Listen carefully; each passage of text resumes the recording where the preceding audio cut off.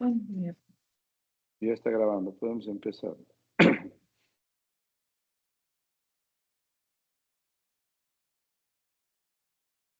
Sí, podemos empezar. Bien.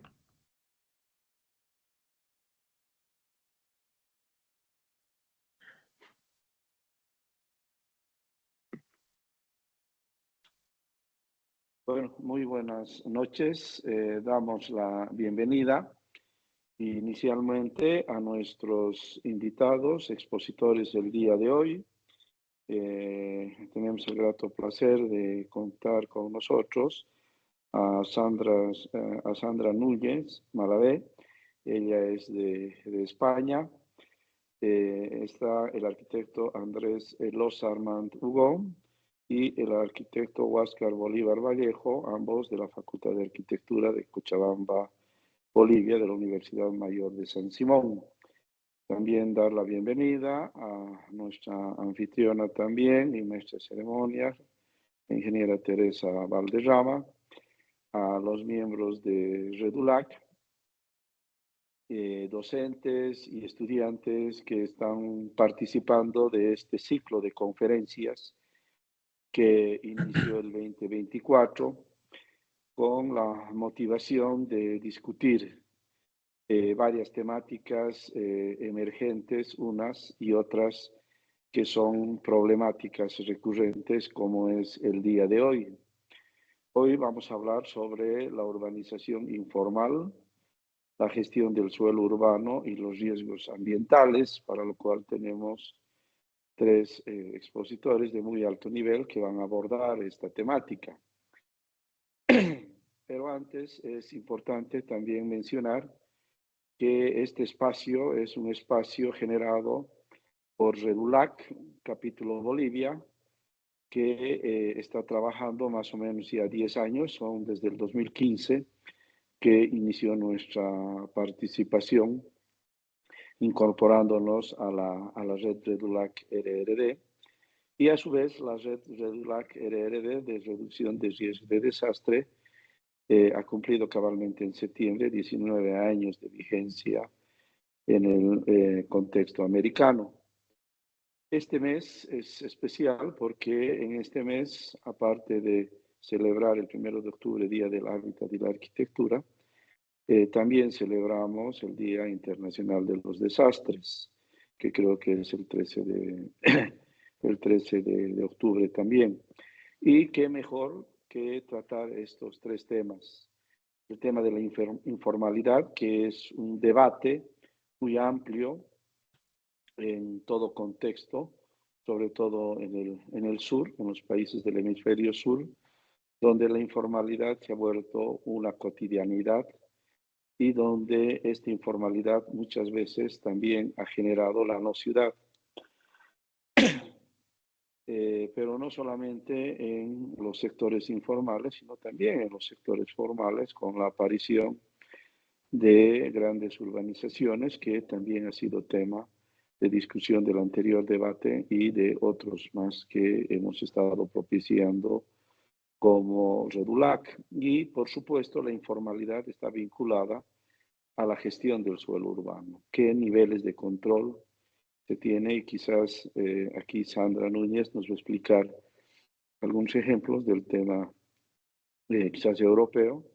Y en el ámbito latinoamericano, bueno, tenemos a Andrés y Huáscar, que por supuesto van a dar las particularidades y las problemáticas, sobre todo, que tenemos y la falta de control del suelo urbano, a pesar de que América Latina, en sus diferentes países, son países que están sobrepoblados en cuanto a normativa. Hay mucha normativa que caracteriza a estos países, pero que muchas veces la normativa no es pues acatada y peor aún respetada.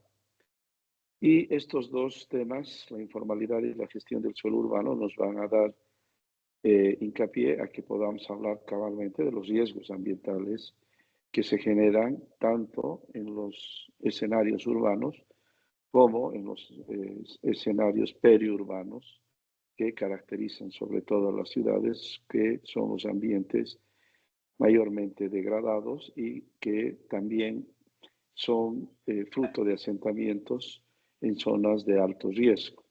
Estas son características muy generales, digamos así, de los tres temas que vamos a abordar.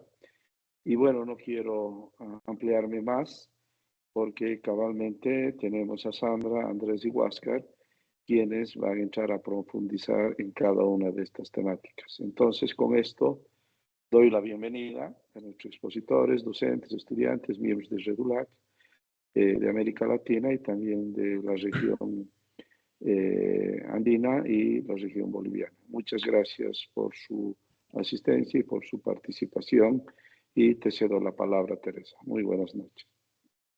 Gracias, Fabián. Muy buenas noches a todos. Bienvenidos al seminario organizado por REDULAC. Vamos a dar una pequeña presentación de nuestro primer expositor. Él es Huáscar Bolívar Vallejo, docente de la Universidad Mayor de San Simón. Es doctor en urbanismo en la Universidad Federal de Río de Janeiro.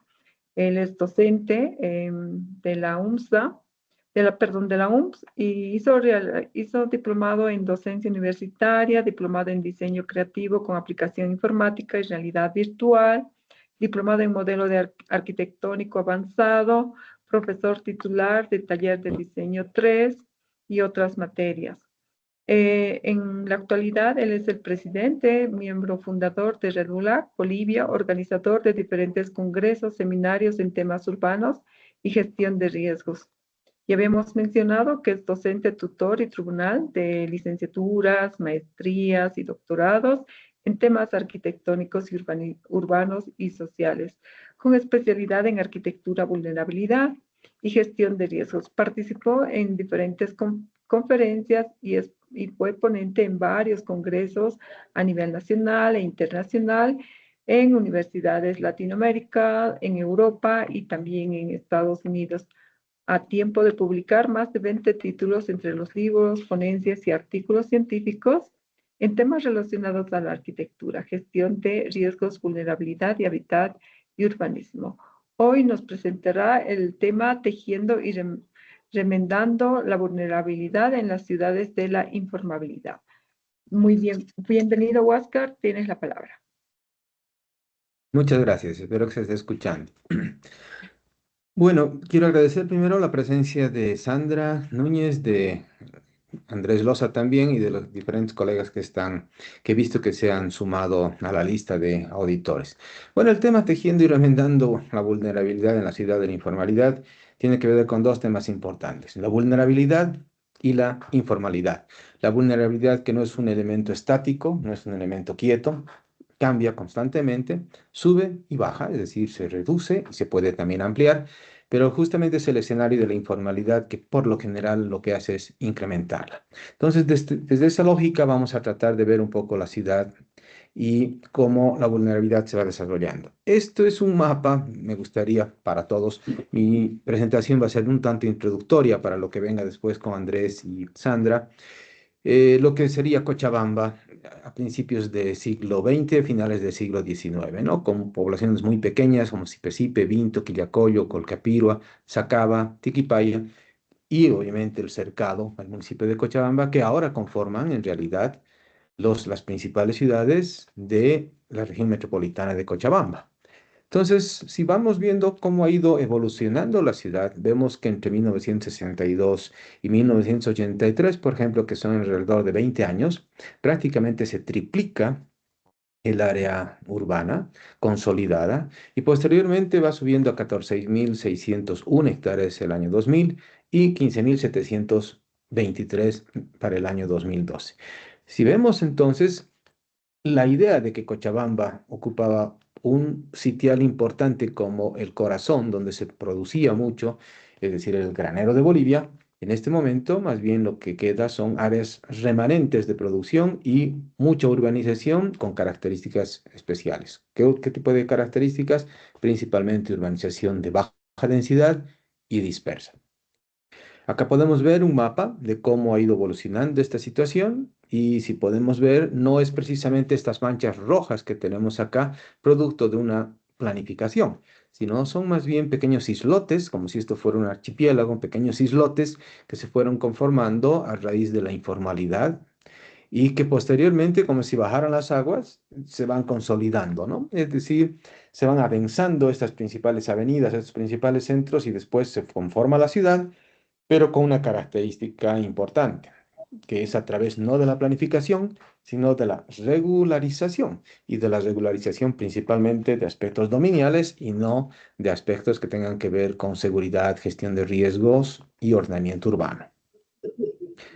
Esto es lo que queda entonces de nuestra ciudad, donde un área de aproximadamente 65.000 hectáreas, que es el área de influencia de la región metropolitana, tiene ya cubierta alrededor de 55.000 hectáreas. Algunos estudios hablan de 38.000 a 55.000.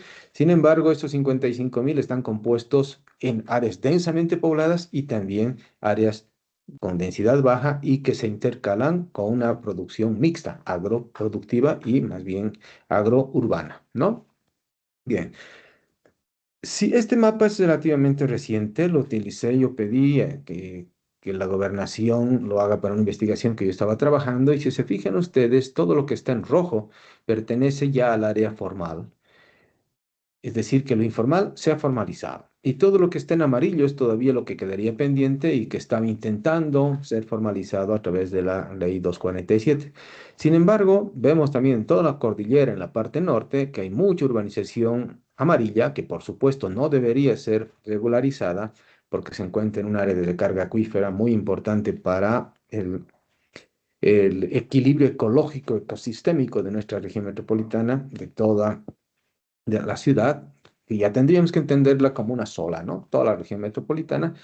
Sin embargo, también, ¿qué hacemos con aquello que no se regulariza y que sigue en la informalidad? Es un problema que se ha creado justamente por la omisión o la ausencia de planificación.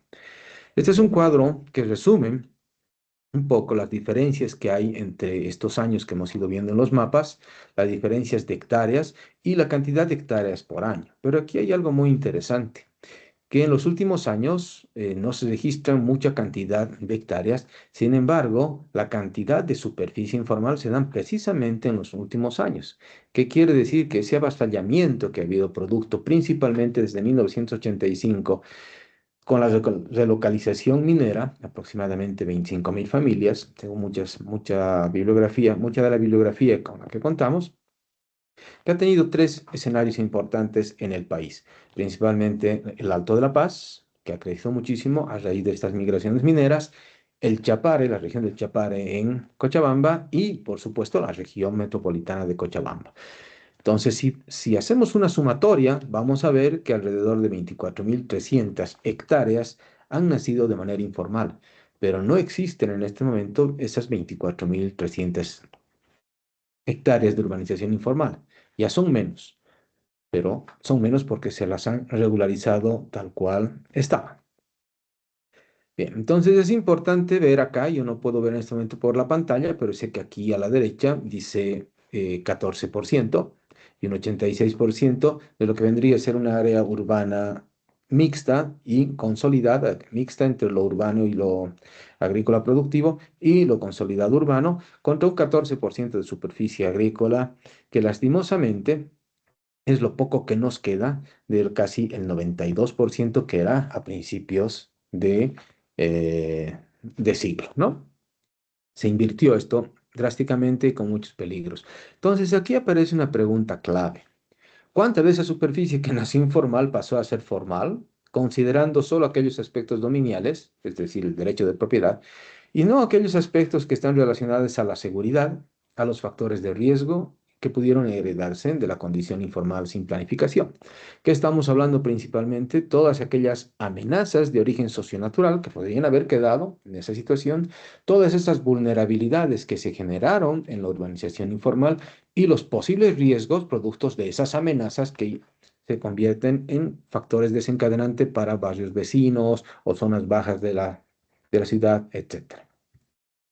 Entonces, me gustaría retomar esta idea de Pedro Abramo, de cuáles son las lógicas para el acceso al suelo. Principalmente, él habla de tres. La lógica del Estado es Estado paternalista, que sabemos que en Bolivia muy poco ha funcionado. Es decir, el Estado nunca se ha comprometido en la adquisición del suelo urbano para la vivienda. Siempre ha sido muy poco, ¿no? Los planes de vivienda estaban financiados a la vivienda, pero una vivienda etérea donde no tenía un suelo o un espacio para la ubicación. Entonces, la lógica del Estado muy poco ha funcionado en Bolivia. ¿Cuál ha sido la lógica que por lo general se ha dado? Ha sido la lógica del mercado. Y es un mercado formal tanto como informal. Sin embargo, el formal siempre ha sido el que ha puesto el precio del suelo y el mercado informal, obviamente, al ser más económico, es el que más se ha desarrollado. Y por último, la lógica de la necesidad, esa necesidad que obliga a la gente al avasallamiento o a introducirse al suelo por la fuerza. Y los obstáculos, por supuesto, son principalmente los inaccesibles precios del suelo para muchos, los altos costos impositivos que significa vivir en un suelo que al aumentar el plusvalor una vez que se está urbanizando, también aumentan los costos impositivos, por lo tanto también el costo de vida.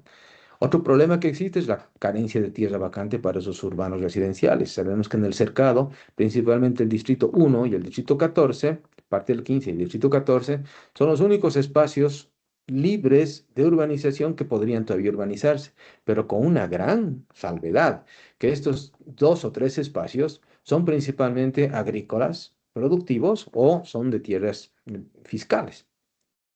Por lo tanto, también creo que estamos empezando en la región metropolitana y principalmente en el cercado, en el municipio de Cochabamba, a ver los efectos de la omisión en la planificación y con una población que debe seguir creciendo por solamente la idea de un crecimiento vegetativo y que no existe suelo para aquello. Por lo tanto, se están invadiendo municipios vecinos y con la misma lógica, ¿no? Y por último, las condiciones legales, que siempre ha sido un problema por temas de herencia o cambios de uso de suelo, etcétera. Pero entonces, esto se magnifica mucho más cuando el poco suelo apto para las zonas urbanas tienen dueño. Y ese dueño es el que pone el precio del suelo, o es un suelo contiguo a los márgenes urbanos que tiene a zonas asignadas a funciones agrícolas, productivas, o por último, también son zonas de servidumbre ecológica. Pero sabemos nosotros, acá en nuestra ciudad, en nuestra región metropolitana, que muchas de esas zonas de servidumbre ecológica, como las torrenteras que tenemos en las 39 cuencas que involucra la región metropolitana de Cochabamba, estas han sido ocupadas en las zonas de franjas de seguridad. Por lo tanto, también los riesgos han aumentado en las partes bajas y han sido notorias no solamente los riesgos, sino también los efectos de desastre. Los desastres considerados como efectos e impactos. Los efectos sobre los bienes materiales, la fauna, la flora y los impactos sobre la vida humana, en pérdidas de vidas humanas o en daños a la vida humana. Daños en la vida humana. ¿Y qué es lo que queda? Un suelo con zonas desvalorizadas, sin control, dispersión en relación a la zona urbana consolidada, se quiere decir marginalidad, altos costos de transporte, si es que realmente estos existen, hay una carencia en la infraestructura, por lo tanto quiere decir también hay una carencia de las necesidades básicas que son al final insatisfechas, hay una fragilidad e inestabilidad de esos suelos, hay cercanía a focos tóxicos y de infección. Generalmente esos son los suelos más desvalorizados y como dice Herminia Maricato, son los suelos que por ser desvalorizados son los que son más baratos y por lo tanto más accesibles a una población vulnerable, pero con propensión a desbordes e inundaciones. En resumen, estamos hablando de suelos que tienen altos riesgos físicos con capacidad de incrementar y alterar la vulnerabilidad. ¿Por qué alterar la vulnerabilidad? Porque en esos suelos, al momento de introducir la vida urbana, hacemos una alteración de los elementos naturales y eso se convierte en una amenaza socionatural que después se puede transformar también en desastres. Acá rápidamente podemos ver un mapa de la densidad poblacional en la región metropolitana de Canata. Esto está elaborado también para una investigación que hice por la Gobernación de Cochabamba el año 2021. Y se puede ver obviamente no solamente la preferencia, sino la tensión hacia la centralidad que tienen las principales ciudades, en el caso del Cercado, Quillacollo, Sacaba, que Sacaba ahora tiene mayor cantidad poblacional, más que Quillacollo, por ejemplo, no como el municipio de Cochabamba, pero sí más que Quillacollo. Y podemos ver de que a medida de que ese calor que existe en el centro y se va enfriando un poco hacia los costados, también está mostrando que es una población dispersa y también vulnerable. Como en este caso, donde yo veo algunas observaciones, este mapa, sin embargo, también se puede observar que justamente cuanto más cercano está la ciudad, hay más servicios, mejor atención y por supuesto el índice de necesidades básicas también es más satisfechas y el NBI es mayor en las zonas, mm, el índice de necesidades básicas insatisfechas es mayor justamente en las zonas perimetrales o en los bordes urbanos. Solamente para matizar esto, porque me interesa que los alumnos puedan comprender bien de qué se trata esto, es importante entender que los riesgos es una combinación entre amenazas y vulnerabilidades, en términos generales, porque hay muchas formas para definir esto. Pero lo importante es entender también que estos riesgos pueden ser diversos. Y la amenaza, que normalmente la bibliografía habla de amenazas naturales, socionaturales, antropogénicas o antrópicas y antrópicas tecnológicas, ¿no? Cuando las amenazas tienen que ver con la urbanización y principalmente con la urbanización informal, estaríamos hablando entonces de que esa informalidad podría convertirse en una situación de amenaza y más bien generar un incremento de la vulnerabilidad. Y por el contrario, si más bien existieran políticas de suelo efectivas, la reducción de la vulnerabilidad podría darse. Pero lo importante acá es que en esta dinámica se genera una construcción social del riesgo, porque estamos hablando de amenazas socionaturales.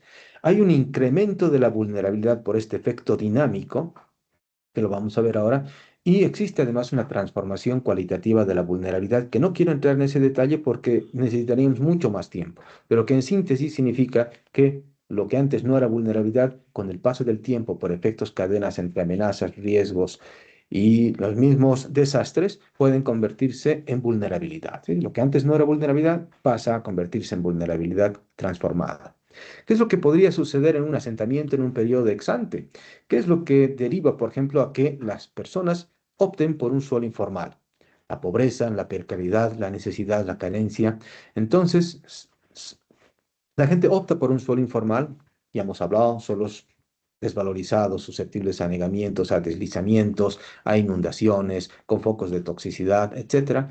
Y durante el proceso, es decir, durante el asentamiento, existe esa vulnerabilidad inicial más la vulnerabilidad generada al momento de que el asentamiento está en construcción. Y por lo general aparece una indefensión, infragilidad, inseguridad y sobre todo una inadaptabilidad caracterizada por un desconocimiento al entorno. Generalmente cuando uno no está en, en una situación ordenada donde existe la planificación, esa modificación del entorno por lo general se vuelve hacia el grupo social informal que está trabajando en el espacio que se está convirtiendo urbano. Y por lo tanto, esa informalidad se caracteriza por la segregación, la marginación, la marginalidad, ¿no? Y la accesibilidad, inaccesibilidad a servicios adecuados, la desatención, la inseguridad legal. Estamos hablando entonces de índices de necesidades básicas insatisfechas. Y en un momento ex post, ya cuando ha habido una consolidación del asentamiento, por supuesto que esa vulnerabilidad se caracteriza por la pobreza, la precariedad, la necesidad y la carencia inicial, que va incrementándose a una indefensión, una fragilidad e inseguridad en el paso del tiempo y por supuesto en una etapa ex post hay un debilitamiento, una incapacidad, una baja resistencia y poca resistencia de esos asentamientos humanos. Y ahí aparece un ciclo de la informalidad que se reproduce a través de la especulación.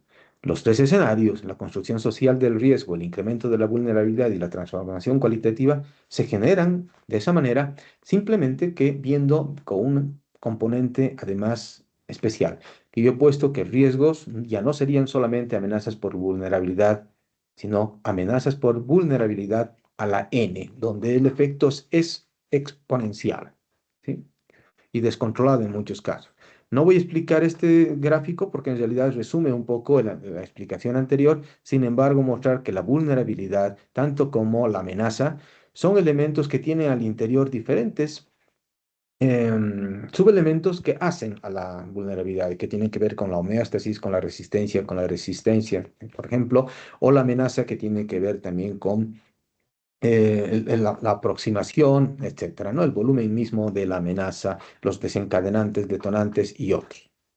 Pero por lo tanto, el escenario es complejo entonces, ¿no? No es tan sencillo cuando solamente vemos como vulnerabilidad e informalidad.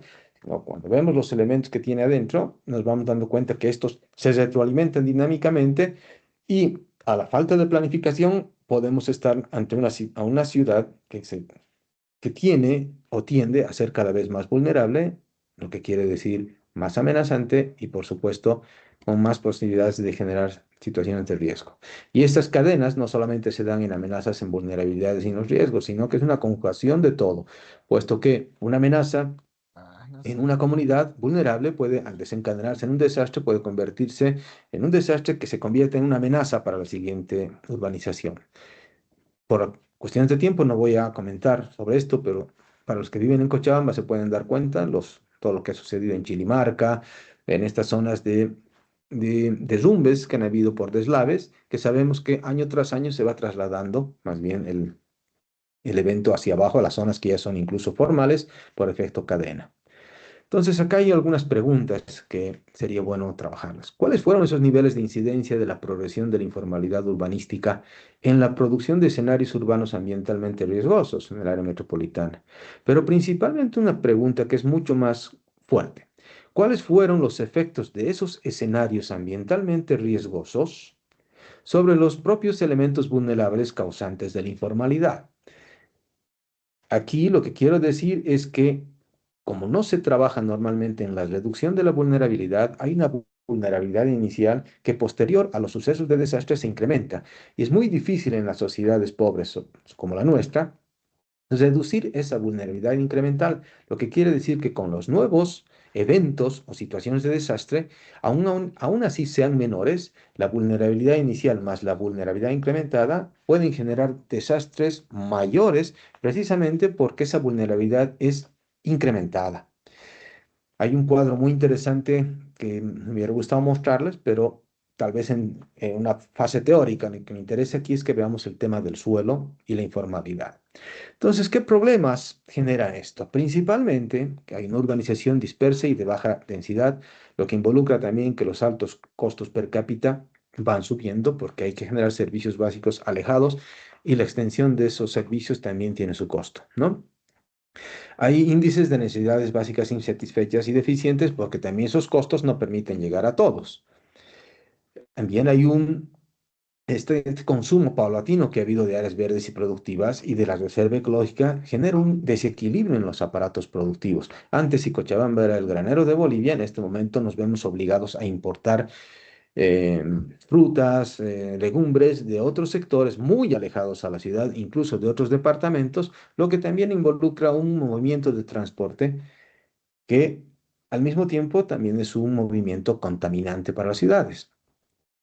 Em, Se han encarecido también los costos de todo, ¿no? Se ha incrementado la contaminación ambiental por esos efectos del transporte, un transporte que cada vez está más atomizado en la ciudad y que sabemos que cuando se quiere generar a través de la planificación de un transporte masivo, son precisamente los grupos pequeños atomizados los que se oponen a esto. Yo creo que eso es un problema de ausencia también de políticas públicas, porque estas personas que se oponen podrían ser más bien socios estratégicos de grandes empresas de transporte y no tendría que mantener sus trufis cada año ni manejarlos, sino más bien recibir dividendos de la sociedad que podrían formar ellos de estas grandes empresas de transporte, ¿no? Hay una producción también contaminante y no regulada, producto de esta desarticulación en la planificación, como por ejemplo el tema de las ladrilleras en la zona de Sumumpaya. La urbanización dispersa también ha generado un crecimiento del parque automotor, no solamente en el transporte de hormigas, sino también las familias. En este momento se han visto la necesidad de adquirir un vehículo que sabemos que esos vehículos entran de manera muchas veces no legal al país y con hartos consumo o hartos contaminantes porque no son autos nuevos, son autos ya prácticamente en desuso. Quillacollo, que es la tercera el tercer municipio más poblado de la región metropolitana tiene per cápita la mayor cantidad de vehículos, por ejemplo, ¿no? Ese tipo de incongruencias. Hay una industria dispersa y diversa. También se han utilizado los recursos naturales, por ejemplo, las franjas de río y otros, para el abastecimiento muchas veces de, por ejemplo, la producción de leña para las ladrilleras o para el consumo humano también, lo que ha ido haciendo que los bordes de los ríos se vean cada vez más susceptibles a erosiones por la ausencia de esta vegetación, ¿no? Se ha impermeabilizado gran parte del territorio. Lo que está haciendo es que sabemos que por lo que se ha impermeabilizado en la parte norte de la ciudad, las recargas acuíferas han disminuido y los niveles freáticos al sur, donde justamente está el Distrito 9, que es una zona productiva, han bajado mucho. Es decir, hay que llegar a cavar muchísimo para tener un agua relativamente potable para el riego. El río Rocha está tremendamente contaminado y aún así siguen utilizando esas aguas. Y además que se han ido impermeabilizando grandes zonas también del Distrito 9, lo que ha ocasionado un desajuste ambiental mayor.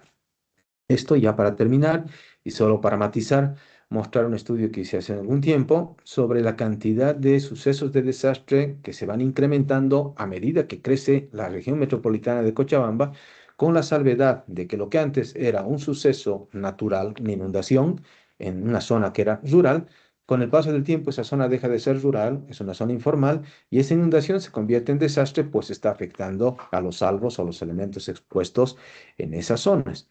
Y da la casualidad también de que a medida que va creciendo la ciudad y se van formalizando esos aspectos dominiales, empiezan a aparecer en el centro de la ciudad con el tiempo otro tipo de riesgos o de situaciones de desastre que tienen que ver con anegamiento, con vías de desagüe pluvial y de desagüe de alcantarillado saturadas ya para la gran cantidad de gente que existe, ¿no? En realidad también se está manifestando en las zonas eh, que están consolidadas. Y esto es lo que tenemos en una ciudad, en la metrópoli de Cochabamba.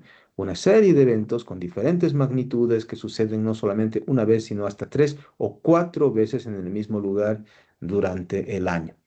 Son pequeños, medianos y algunos grandes desastres. Sin embargo, para muchos, son significativos porque es la pérdida cuantiosa de lo poco que tienen, ¿no?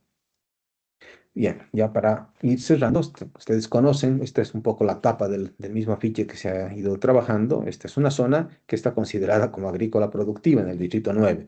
Pero ¿cuánto queda de espacio agrícola productivo y cuánto está urbanizado? Estos trabajos lo han hecho mis alumnos este año y pueden ver ustedes que hay zonas consolidadísimas ya urbanas y que debería ser esto eh, rural. Sin embargo, hay una población que está creciendo. Aproximadamente, revisando lo que dice el INE, alrededor de 40.000 personas estarían viviendo en el Distrito 9. Sin embargo, cuando uno cuenta las viviendas que existen y que no han sido censadas, estamos alrededor de 60.000. Viendo con 1,8 de la tasa anual de crecimiento, esto van a pasar los 120.000 a 150.000 habitantes, si es que no se planifica y no se densifica esto y se dejan las verdaderas áreas productivas como son, productivas, ¿no? Las áreas totalmente consolidadas, con densidades urbanas muy distintas, algunas ya bastante consolidadas, y por supuesto que se habla acá de índices de crecimiento bastante altos que podría albergar, si no se planifica, hasta 155.000 habitantes para el año 2050, pero si trabajamos con una urbanización baja y dispersa y dejando que la informalidad sea la que campee antes que la planificación, prácticamente estaríamos consumiendo todo el Distrito 9 y todas sus áreas productivas. Esto es lo que tenemos en realidad. 39 cuencas al norte, muchas escorrentías de agua y canales que están circundando la región metropolitana y por último, que están también muchas urbanizaciones informales que se están formalizando en sus aspectos, repito, dominiales y no relativos a la prevención, relativos a la gestión del riesgo y a la planificación y que se están convirtiendo en elementos amenazantes para nuestra ciudad. Bien, eso sería todo. Les agradezco mucho por su atención. Muchas gracias. Espero que haya servido de un pantallazo para lo que viene.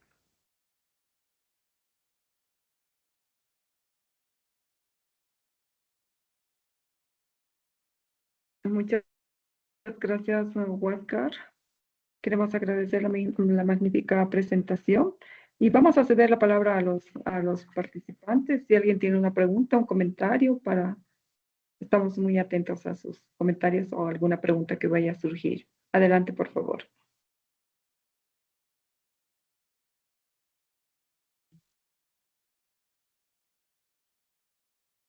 Pienso que tal vez podríamos dejar los comentarios para el final, ¿no? Así vamos sumando un poco algunas ideas y articulándolas también.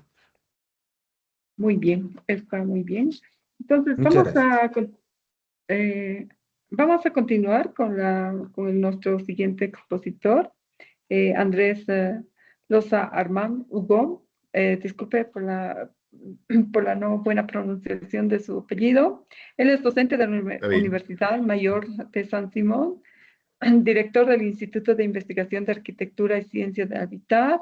Él es doctor en artes de construir y urbanismo, máster en urbanismo y desarrollo tribunal. Me imagino que está en francés. Hoy nos va a hacer la presentación de desregulación y conflictividad social ambiental en la región metropolitana de Kanata. Básicamente, nuestro expositor, que habíamos comentado, tiene un doctorado en urbanismo en la Universidad Católica de Lovania, es docente de grado y posgrado de la UMS, posee vasta experiencia en investigación y planificación urbana, fue director de planeamiento del Gobierno Autónomo Municipal de Cochabamba, liderando la elaboración de planes claves como plan de estructura de ordenamiento y proyectos territoriales en Cochabamba y el plan de estudio de detalle del Distrito 14 y Distrito 9.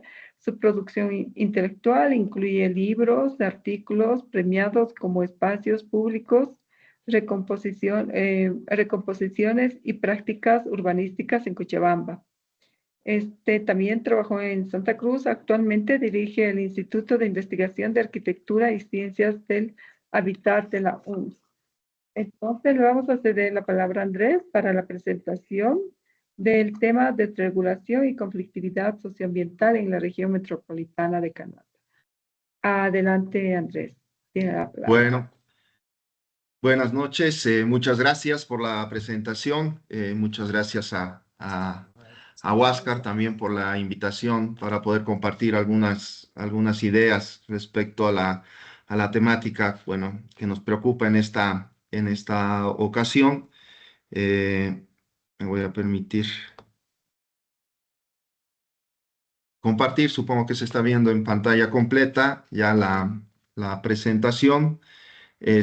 Bueno, en primera instancia, creo que lo propuesto por Huáscar, pues sirve efectivamente de Disculpa, Andrés, una... yo estoy, ¿Sí? no sé si soy yo, disculpa, Andrés, pero no puedo ver. Ahora recién, sí. Adelante, por favor. ¿Se ve? Ah, ya, perfecto. No hay problema, me interrumpen si es que hay algún desfase. Como decía, bueno, que la presentación de Huáscar, bueno, ya nos proponía un escenario bastante claro respecto a lo que viene sucediendo en la región metropolitana y me sirve perfectamente de introducción, porque, bueno, yo no voy a entrar a esos elementos puntuales que planteaba Huáscar, sino una reflexión, obviamente, que está relacionada, pero que tiene que ver con cuatro elementos centrales a discutir y que un poco recuperan, bueno, algo que hemos estado discutiendo las últimas semanas, tanto en... ¿De quién es? ¿Negros? Creo que alguien está, que Y estamos, no sé, alguien está con el micrófono abierto.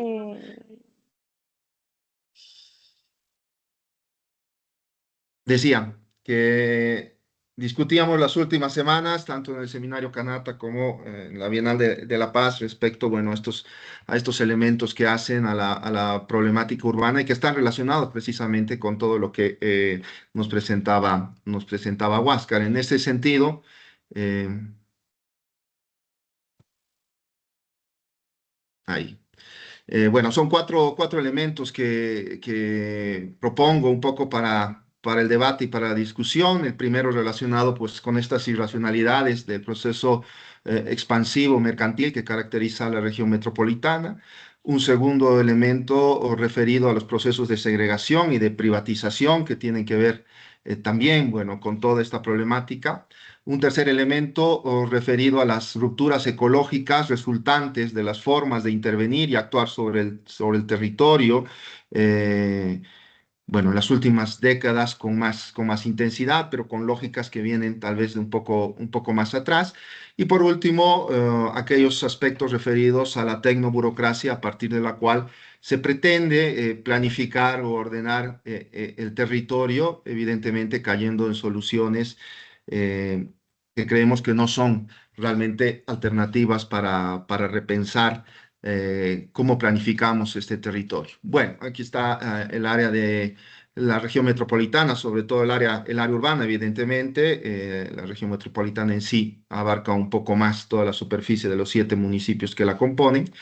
Pero lo interesante o lo pertinente en este caso, sobre todo, tiene que ver pues, con la escasa densidad urbana con la que cuenta la región metropolitana, alrededor 40 habitantes hectárea, es decir, una ineficiencia en los procesos de ocupación del suelo que traen aparejadas, bueno, toda una serie de problemáticas, algunas de las cuales hemos venido viendo y que se intensifican en sectores específicos, ¿no? Aquí vemos un pequeño esquema precisamente que pretende mostrarnos, bueno, cuáles son actualmente las zonas en las cuales se está dando esta expansión. Es decir, bueno, ya ha habido un proceso agresivo en las últimas décadas y hoy por hoy, sobre todo, se está manifestando en el municipio de Sacaba, a la derecha, ¿no? Con toda la ocupación que se va dando y que poco a poco va ocupando ya las serranías, pero también hacia el oeste en los municipios de Quillacollo, Vinto y Sipe, ¿no? En una dinámica que también, digamos, va avanzando hacia el límite del Parque Nacional Tunari. Y por otro lado, tenemos una otra dinámica de saturación que se va a manifestar sobre todo en el municipio de Cochabamba, donde la expansión urbana más bien se ha ido dando por saltos, ¿no? Pero hoy por hoy, pues estos saltos se van consolidando y ya se van articulando, digamos, a la trama urbana preexistente en el contexto. Y lo mismo va a suceder, creo yo, en el norte del municipio de Quillacollo, El Paso, Colcapirua, donde también vemos ese fenómeno de saturación, ¿no? En torno a estos nodos iniciales de urbanización, pues que han abierto precisamente, que han dado paso al proceso de urbanización, ¿no? Entonces, bueno, lo que caracteriza a la región metropolitana va a ser este patrón horizontal expansivo, que como ya mencionaba a Huáscar, pues va a implicar un modelo con altos costos económicos, sociales y ambientales que van a caracterizar a la región metropolitana. En el caso del municipio de Cochabamba, pues más o menos se ha ido dando evidentemente el mismo proceso, ¿no? Expansiones más bien de continuidad de continuidad hacia el distrito 14, hacia el norte de la ciudad y lo que les decía, ¿no? Esta urbanización por saltos en el distrito 9 y que hoy por hoy pues se va saturando y va ocupando todo ese territorio que nos mostraba Huáscar en una de las últimas diapositivas referidas al 9 y al sector de La Maica también, ¿no? Entonces, bueno, el escenario que se va configurando es este, ¿no? Y bueno, en este caso todavía estamos viendo una situación relativamente densa, más hacia el sur, a las serranías del sur, pues la densidad es mucho menor y bueno, toda esa conflictividad asociada a los costos sociales y ambientales también tienen la misma característica. Otro elemento importante a considerar en el marco de este proceso acelerado de urbanización, pues es el alto consumo de suelo agrícola eso sobre todo bueno, sí, yo creo que en la mayoría de los municipios de la región metropolitana, pero que ponen en jaque actualmente zonas tradicionalmente productivas como La Maica con la producción agropecuaria o el norte de municipio de Quillacollo y Tiquipaya también con la importante producción de flores, etcétera, etcétera, ¿no? Pero también va a poner en cuestión pues las áreas naturales o las áreas protegidas y no solamente las referidas al Parque Nacional Tunari, sino también a otras áreas protegidas por leyes municipales, ordenanzas municipales u otro tipo de disposiciones, como van a ser el Cerro San Pedro, como va a ser también el Cerro Quenamari, que actualmente pues en buena parte ya está también fraccionado y urbanizado, Cotapachi, por poner algunos ejemplos, ¿no? Entonces es una lógica que no solamente va a afectar las áreas agrícolas, sino también pues estas áreas de protección natural, bueno, que tienen grandes reservas, sobre todo de vegetación nativa endémica. Esto se va a traducir entonces en estas bajas densidades poblacionales que implican evidentemente bajos coeficientes de ocupación y bajos niveles de consolidación y los altos costos sociales, económicos, ambientales que implican para la sociedad en su conjunto, ¿no? Bueno, y todo esto es el resultado de estos procesos de ocupación urbana no planificada, ¿no? Una ocupación ineficiente del suelo, relacionada por un lado por la ausencia de criterios técnicos en la implantación, es decir, bueno, son determinados agentes inmobiliarios y técnicos los que fuera, vamos a decir, de la gestión y de la administración municipal se encargan de fraccionar el suelo. Aquí, bueno, vemos un ejemplo de fraccionamiento en el distrito 14 del municipio de Cochabamba, en una zona de importantes pendientes, donde evidentemente se manifiesta una ausencia de criterios técnicos en la planificación, generando pues esta reticulación, ¿no? En terrenos con pendiente que después evidentemente son ineficientes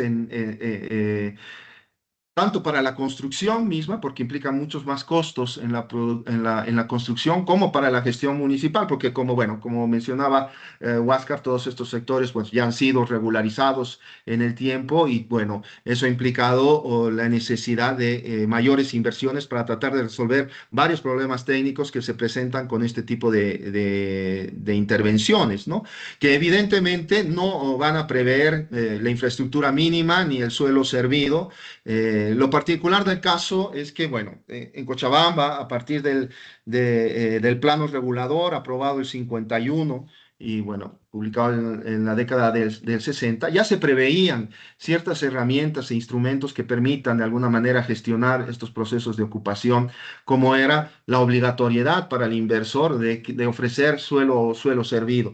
Lamentablemente con el tiempo y evidentemente por esta mirada estrictamente mercantil que tenemos del territorio, toda esta normativa ha sido anulada, eliminada del cuerpo normativo de gestión territorial, pues hoy por hoy bueno, se da paso a urbanizaciones, tanto en sectores informales como en sectores formales, que no ofrecen el suelo servido y son los gobiernos municipales quienes están obligados a poder brindar y satisfacer la demanda de la gente que efectivamente va a vivir en estos lugares, ¿no? Ahí tenemos un serio problema normativo y de gestión. Pero en términos generales, la normativa pues va a ir en esa línea, es decir, siendo cada vez más liberal y no preveyendo estas cuestiones centrales que tienen que ver, pues, de cómo generamos equilibrios en el territorio, ¿no? Entonces, bueno, yo creo que por un lado hay una eficiencia relacionada con este patrón de crecimiento horizontal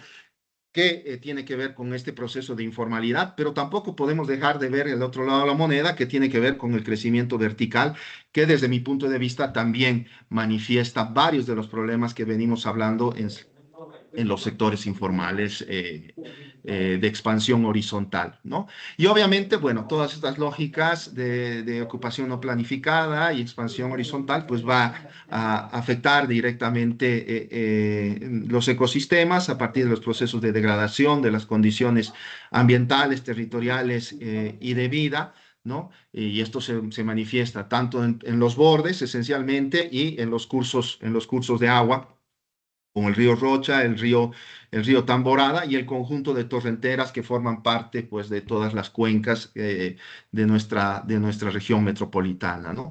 Y entonces yo creo que deberíamos cuestionarnos, pues, el rol y la situación del mercado del suelo no regulado, ¿no? Yo creo que ahí radica, digamos, uno de los principales desafíos tanto de la administración, la gestión, pero también de la academia en general, herramientas, instrumentos que permitan dar cuenta de la importancia de intervenir en este sector, ¿no? Vivimos obviamente en una sociedad capitalista donde se ha priorizado el valor de cambio por sobre el valor de uso, y esto se manifiesta pues en un sector inmobiliario bastante activo, en un sector inmobiliario que evidentemente viene a suplir digamos, todas las deficiencias en el desarrollo cochabambino respecto, bueno, a la inexistencia realmente de un capital industrial y de un proceso de industrialización de Cochabamba, ¿no? Donde el capital inmobiliario, pues un poco es el que está asumiendo el rol líder en ese sentido,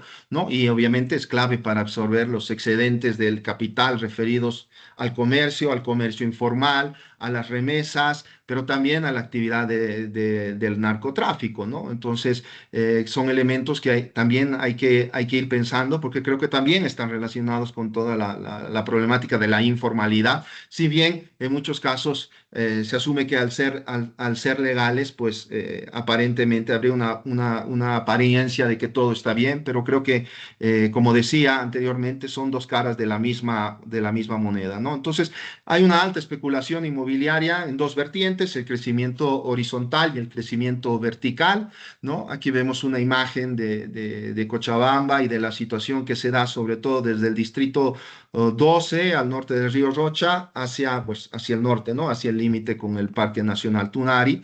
En términos generales, podemos caracterizar el comportamiento del sector inmobiliario en los últimos 10 años en función a tres momentos, ¿no? Un momento de aceleración, digamos, y de gran dinámica que va desde el 2014 hasta el 2019, ¿no? Caracterizado por una gran oferta, sobre todo de un producto específico que va a ser los edificios en altura y los departamentos, ¿no?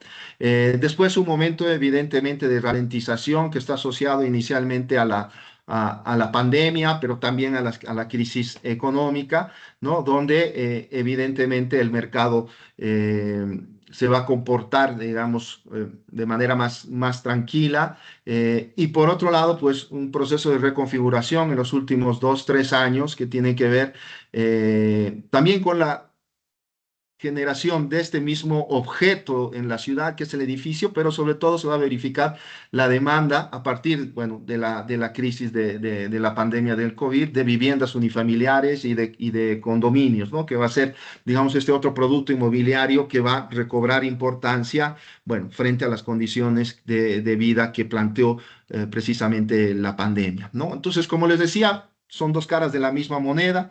El crecimiento formal, si quieren, en altura, que implica la maximización de la rentabilidad del suelo, pero que también va a tener impactos, creo yo, en el medio ambiente, y también va a ir generando condiciones de inseguridad a distintos niveles. Y por otro lado, el crecimiento informal expansivo, que tiene que ver con esas dinámicas o la búsqueda del acceso al suelo urbano, ¿no? Con esta lógica un poco de la necesidad que nos hablaba Huáscar, ¿no? Entonces, bueno, este crecimiento formal en altura y el mercado que así lo define, pues permite acaparar el suelo bien localizado, que esencialmente estamos hablando de distritos 11, 12, 3, 4, ¿no? Y valorizarlo para fines de inversión, y genera pues las condiciones de expulsión que alimentan también pues el otro proceso, ¿no? El crecimiento informal expansivo, además que externalizan costos en esa dinámica, ¿no? Entonces creo que son cuestiones estrictamente relacionadas, ¿no? No podemos verlas de manera separada. Creo que eso sería un error analítico, ¿no? Que muchas veces, en el que muchas veces hemos caído, ¿no? Pensar que esta ciudad formal, por un lado, que cumple con la formalidad, lo cual no es cierto, porque la mayoría de estas edificaciones que vemos en altura, pues también han sido regularizadas, ¿no?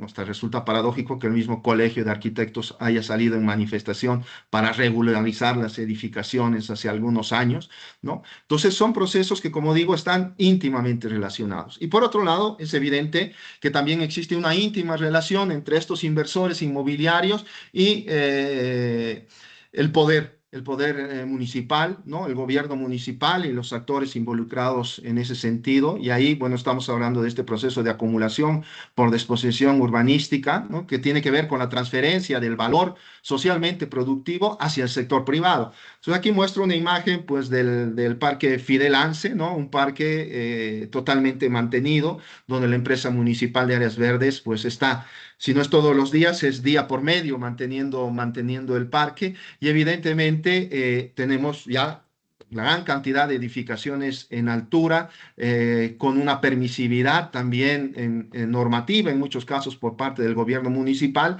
pues, y creemos que toda esta producción normativa que permite crecer en altura, regularizar, etcétera, de la cual hemos sido bombardeados con mucha mayor intensidad a partir de la pandemia, es decir, existen gran cantidad de normas que permiten construir, regularizar, construir fuera de normas, regularizar, ¿no? Que realmente están afectando la forma cómo se estructura la ciudad, y están generando estos centros de gentrificación en torno a los grandes parques lineales propuestos en el plano regulador, el Fidelance y el Lincoln, pero también el Demetrio Canelas, el Excombatientes, es decir, se va repitiendo el mismo fenómeno, ¿no?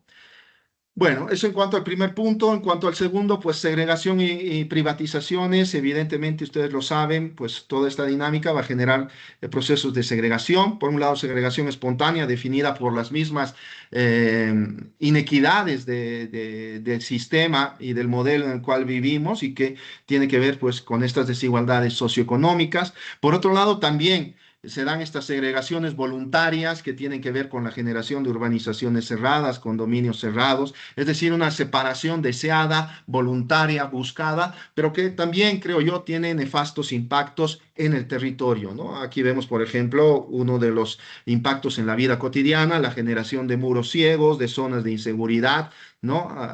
En el entorno, y esto pues se va a volver más crítico dependiendo también el tipo de urbanización o el tamaño de urbanización que estemos hablando. Evidentemente el fenómeno es mucho más moderado respecto a lo que sucede en Santa Cruz. Tuve la oportunidad estos días pues de conocer un poco más a fondo esa problemática, ¿no? Donde, bueno, existen ya urbanizaciones en algún caso que sobrepasa 1.000 hectáreas, ¿no? Es decir, realmente enclaves urbanos totalmente segregados, pero que no están pudiendo consolidarse como tales tampoco. Y después la segregación programada, que tiene que ver pues con esta distribución funcional, con el predominio del urbanismo de sectores todavía en la administración territorial, ¿no? Entonces tiene que ver también con el ejercicio de la planificación y el ordenamiento, que desde mi punto de vista no ha sido capaz de romper con ciertos paradigmas del siglo XX, y bueno, se van repitiendo, y cuyos, digamos, productos estrellas van a ser los planos de uso de suelo, simplemente porque en plano de ocupación de suelo ni siquiera se ha avanzado en el municipio de Cochabamba, ¿no? Entonces, bueno, todo esto tiene que ver con estos procesos de privatización de la vida urbana, que de alguna manera es un eufemismo para decir de negación de lo urbano, ¿no? Entonces, a partir de estos procesos autosegregativos, de los cuales ya hablábamos, aquí vemos 3 esquemitas de 3 urbanizaciones y condominios que siguen esa lógica, pero también va a haber una privatización por el cambio del régimen de propiedad, a partir ya sea de la enajenación de bienes públicos, de la apropiación dolosa, pero también de la transferencia de derechos de uso, ¿no? El gobierno municipal pues da en comodato una gran cantidad de terrenos que se quedan en comodato por ya décadas, ¿no? Y cuyo resultado también, creo yo, afecta y privatiza, digamos, el espacio público. En este caso, pues estamos viendo el Club Olympic, ¿no? Que se localiza en el aire del río, del río Rocha, donde cada día construyen algo nuevo, ¿no? Que da la espalda totalmente a un estructurante natural como es el río Rocha. Es decir, se anteponen lógicas privadas y privativas sobre el disfrute de lo común, creo yo, en nuestra ciudad. Por otro lado, pues los cerramientos de parques, la homogenización, la tematización de los parques, que definen también los bajos niveles de uso y que se van reproduciendo, pues no solo en Cochabamba, sino en los distintos municipios. Este es en Quillacollo, podemos encontrar lo mismo en el caso de Sacaba, ¿no? Este tipo de espacios privatizados que generalmente están asociados precisamente a estas franjas de seguridad, a los aires de río, pues de los ríos que atraviesan nuestra región metropolitana. Y por otro lado, pues la privatización de alguna manera definida por la monofuncionalidad, sobre todo en sectores dedicados a una intensa actividad comercial y asociadas al consumo, que definen la expulsión de otras actividades y por tanto se manifiesta en un proceso de homogenización del tipo de funciones urbanas en estos contextos y se prioriza en todo caso los espacios de flujo por encima de los espacios de estancia, ¿no? Todo esto también va a estar ligado pues a un discurso del miedo, ¿no? Que tiene o que es transmitido por los distintos medios de comunicación, ya sea la televisión, la radio y los periódicos amarillistas, ¿no? Y que van a dar cuenta de procesos de homogenización por rechazo al otro, ¿no? De alguna manera se dan estos procesos de criminalización de la pobreza en nuestro municipio y se manifiestan en la búsqueda de estos espacios asépticos, ¿no? De disfrute de lo natural, de disfrute pues de servicios de alta calidad, que creo que ellos tienen impactos directos también precisamente en las condiciones socioambientales que se manifiestan en nuestro municipio. Y bueno, la fiesta del consumo también se va a manifestar en la producción arquitectónica y urbana, en este caso la arquitectura como mero soporte de la publicidad, ¿no? Una arquitectura totalmente vacía, sin ninguna propuesta arquitectónica hacia la ciudad. Y lamentablemente esto va sucediendo en distintos contextos donde la arquitectura funciona simplemente como un soporte publicitario, ¿no?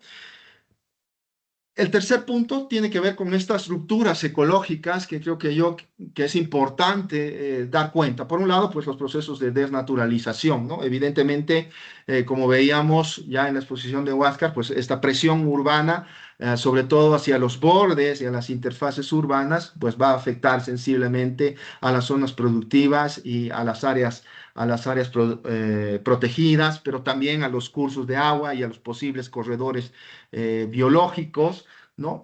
Y esto da cuenta de una ignorancia ecológica que creo que viene ya de hace un siglo atrás, ¿no?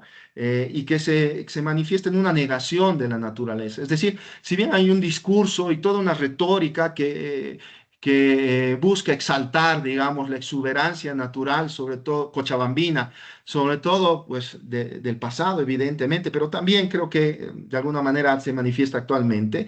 La forma de intervenir ya desde hace un siglo atrás es negando la naturaleza, ¿no? Tapando, bueno, por un lado deforestando, allá donde se podía deforestar, por otro lado tapando los cursos de agua, canalizándolos, por otro lado, pues tapándolos totalmente, como es el caso del Canal del Norte, que hoy por hoy es una ciclovía y que era un ecosistema en sí, ¿no? Creo que también ha sido una de las intervenciones más nefastas realizadas, sobre todo en el municipio de Cochabamba, y que tiene que ver con el desconocimiento de los roles de los estructurantes naturales en la estructuración precisamente metropolitana y en la vida, en la generación de mejores condiciones de vida en nuestra región metropolitana, ¿no? Asociado también a la pérdida a partir de estos procesos de desterritorialización, que es aculturización, etcétera, de los saberes locales que de alguna manera permitían ciertos equilibrios, ¿no? Y que está definido obviamente por la lógica mercantil que hoy por hoy define y planifica este territorio, ¿no?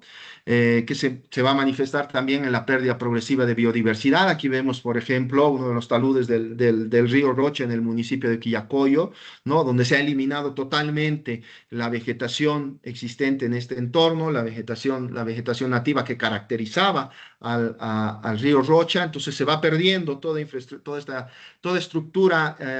estructura hídrica en el municipio de Cochabamba, pero también sus espesores, ¿no? Y eso tiene que ver también con la generación de condiciones precisamente de riesgo, como nos comentaba Huáscar, ¿no?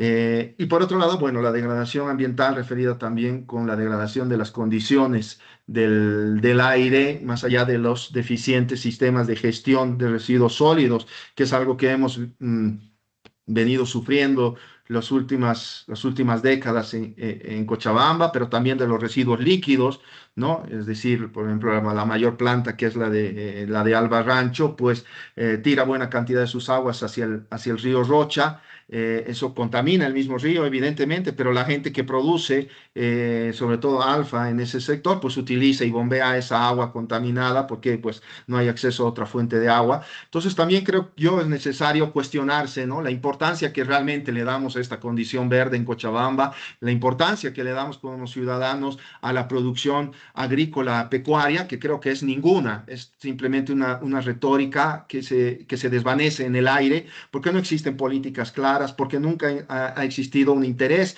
de ver pues cómo subsidiamos o subvencionamos esta producción que es importante y es vital para la región metropolitana, sobre todo si partimos de una lectura bioregional de las posibilidades de transformación futuras, ¿no? Entonces, bueno, estamos hablando de este proceso de crisis que venía mencionando. Y por último, pues la tecnoburocracia que caracteriza nuestras formas de entender y ver el territorio desde distintos ámbitos, pero bueno, vamos a hacer énfasis desde el ámbito de la administración municipal, de la administración territorial, ¿no? Donde el territorio todavía es visto como un mero soporte, ¿no? Desprovisto de espesores históricos, sociales, ecológicos, y por lo tanto, pues seguimos planificando y dibujando, bueno, hoy por hoy, no necesariamente a lápiz, en computadora, pero el ejercicio es el mismo, ¿no? Como si fuera una tabla rasa, más o menos, y donde pues vamos dibujando nuestras alucinaciones futuras de lo que podría ser Cochabamba, ¿no? En este contexto, el plan sigue siendo el objetivo supremo, contar con un plan, pero las capacidades de gestión están totalmente restringidas. Por lo tanto, ese plan es inalcanzable, es rígido, es incapaz de dar cuenta de las transformaciones que se van dando en el tiempo y por lo tanto es inaplicable en la mayoría de los casos, ¿no? Entonces, la técnica, yo creo que en este contexto, pues hay una fe ciega en la técnica y hoy por hoy en la tecnología, mucho más en el contexto que nos está tocando vivir, ¿no? Como aquella que va a solucionar todos los problemas, pero sabemos que la técnica sola no es suficiente para eso, sino que existe realmente necesidad de procesos de gestión, de reflexión, de negociación, de participación, etcétera, etcétera, que hacen que precisamente la planificación sea compleja, ¿no? Por otro lado, hay esta tendencia a la supuesta modernidad y creo yo a la disneyficación de las intervenciones, ¿no? Lo moderno pues sigue siendo parte del discurso, hay que modernizar la ciudad y ese es el argumento o la coartada para seguir construyendo estructuras de cemento por aquí, por allá, tapando cursos de agua, ¿no? Una serie de intervenciones que realmente niegan el supuesto discurso ecológico y de sostenibilidad con el que se bañan todos los planes e instrumentos generados por las administraciones municipales, ¿no? Entonces, bueno, la modernidad decía es una coartada, todavía el automóvil es la medida esencial de la planificación, seguimos pensando, bueno, cómo planificar para y por el automóvil en nuestras ciudades, lamentablemente. Y por otro lado, hay la lógica esta de que la administración municipal tiene que tener mega obras precisamente para que sean vistas por la población, ¿no? Entonces se repite esta frase que manejaba un alcalde en las décadas de los 80, ¿no? Humberto Coronel Rivas, que decía, las obras entran por los ojos, ¿no? Entonces, una forma de planificar, desde mi punto de vista, totalmente nefasta, que lamentablemente, como vemos, bueno, aquí vemos un proyecto de la última gestión municipal, de lo que quiere hacer. Lamentablemente, estos proyectos muchas veces no tienen el soporte realmente para hablar que estaríamos hablando de un proyecto. En muchos casos son renders que se presentan a la población para satisfacer sus necesidades de show o de que se está haciendo algo nuevo. Esta es una imagen de la laguna Lalay, donde también, ¿no? Es una imagen totalmente genérica de nuestra laguna, con veleros, con estructuras como estas sombrillas, que al final pues son copias de tantos otros proyectos que existen en otros lados, ¿no? Entonces, lo urbano se ha sido reducido a un escenario, un soporte de este tipo de intervenciones o de imaginaciones, pero desde una mirada totalmente estética, ¿no? Esta es la producción sin sentido del consumismo que tiene que ver con estos procesos de aculturación. Y por otro lado, evidentemente, los procesos de politización y clientelismo que siempre han caracterizado nuestro territorio, ¿no? Y que dan cuenta, en todo caso, el predominio de ciertos intereses de grupo por sobre los intereses comunes, la reducción de los procesos de participación al mínimo posible. Creo que también ahí está uno de las batallas que nos toca jugar en esta nueva gestión municipal. Es decir, bueno, es necesario o son necesarios nuevas herramientas, instrumentos y mecanismos de participación que permitan trascender precisamente esta dinámica clientelar a partir del cual el gobierno municipal negocia con los dirigentes para realizar X o Z obra, ¿no? Entonces hay que romper con esta visión individualista, muchos grupal, sectorial, que caracteriza la gestión municipal, ¿no? Y que define, por otro lado, pues esta crisis política recurrente con mayor o menor intensidad en cada uno de los municipios de la región metropolitana. Con eso finalizo. Muchas gracias.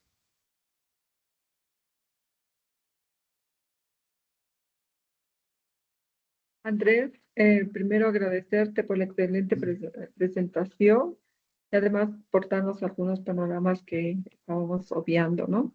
Las preguntas y el proceso de discusión lo vamos a dejar para el final de la presentación. Ahora vamos Perfecto. a tener una pequeña reseña voy a activar mi video, no da. Entonces voy a hacer la presentación de nuestra siguiente expositora, que es Sandra Núñez. Ella es de España. Actualmente es máster en proyección urbanística, máster en políticas de suelo y desarrollo urbano sostenible, posgrado en SIC aplicado a la planificación territorial, urbanismo y paisaje, y estudiante de grado de Derecho en su práctica profesional como socia de la empresa del colectivo CCRS. Ha codirigido más de una cuarentena de proyectos e instrumentos de planificación urbana y territorial, participando actualmente en todas sus fases. Ha contribuido activamente en la implementación de tecnología SIC como herramienta de proyecto en el desarrollo de planes de escala urbana y territorial. Ejerce como profesora asociada en el grado de Fundamentos de la Arquitectura de la Universidad Politécnica de Valencia, y su investigación académica se centra en el proyecto de los asentamientos rurales a través del planeamiento urbanístico. El tema de hoy que nos va a presentar se denomina la no pérdida neta de biodiversidad a través del planeamiento urbanístico. Entonces, vamos a ceder la palabra a Sandra Núñez. Adelante, por favor. Muchas gracias. Sandra. ¿Me pueden decir si se ve la pantalla? Sí, se ve la Sí. pantalla. Perfecto. Primero de todo, quisiera agradecer a Huáscar, a Maricruz, la confianza depositada en nosotros. Es un auténtico lujo poder compartir esta sesión con todos vosotros. Nosotros somos una empresa que es Colectivo CCRS, que nos dedicamos sobre todo a la planificación urbana y territorial, y habíamos creído que sería de interés presentar un instrumento que hemos redactado recientemente que trata sobre la no pérdida neta de biodiversidad a través del planeamiento urbanístico.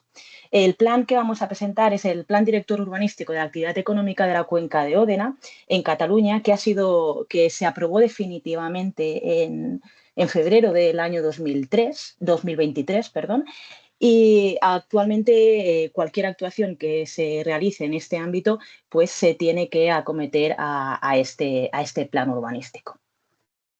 Voy a tirar hacia adelante, a ver si me deja. Un segundo. Vale, perfecto. Antes de todo me gustaría dar encaje a este plan, y es que este es en Cataluña, y en Cataluña el gobierno catalán recibe las ofertas de muchísimas empresas muy grandes que necesitan ubicarse en el territorio catalán. Pero necesita una particularidad, y es que sean parcelas muy grandes, de 20 a 200 hectáreas.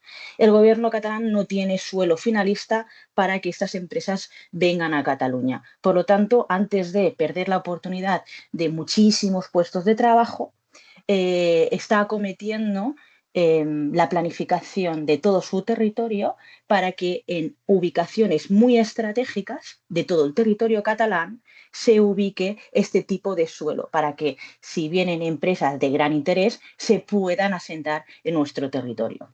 El plan que vamos a presentar hoy es el de la cuenca de Òdena, es en el que se encuentra más o menos en el centro de Cataluña. Claro, cuando nosotros recibimos este encargo, a priori pensamos actividad económica, suelo industrial, polígonos industriales. Quizás no es el típico plan que a uno, o como arquitectos urbanistas, nos interesaría. Parece ser que fuera extensión de suelo. Tuvimos un debate interno en el estudio para comentar, ¿nos presentamos, no nos presentamos? ¿Queremos que nuestra firma esté este tipo de proyectos? Y pensamos, no se trata de no hacer, sino de cambiar la manera de hacer. Y de eso va a tratar esta presentación de hoy. En este territorio ya habían planificadas más de 600 hectáreas para actividad industrial de mediano y gran formato. Perfecto. El gobierno catalán nos dijo, podéis eliminar las piezas que consideréis, lo único que queremos es que lo que esté lo acabéis de ordenar de manera finalista. Muy bien, nos dieron manga ancha. Claro, nosotros cuando vemos este escenario, ¿en qué te basas? ¿En qué nos podemos basar para decidir dónde ubicarnos y dónde no ubicarnos?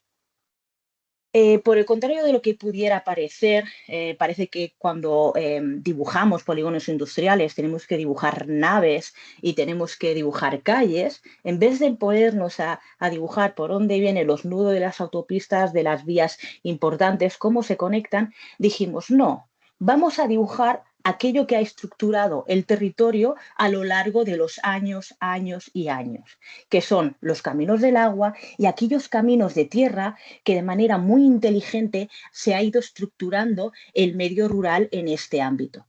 Al final es como una especie de cuenca, y que me ha recordado, salve las diferencias, a Cochabamba, ¿no? Que teníamos como todo este territorio montañoso alrededor y una planicie en el centro, y toda una serie de cuencas, toda una serie de caminos del agua que lo van estructurando.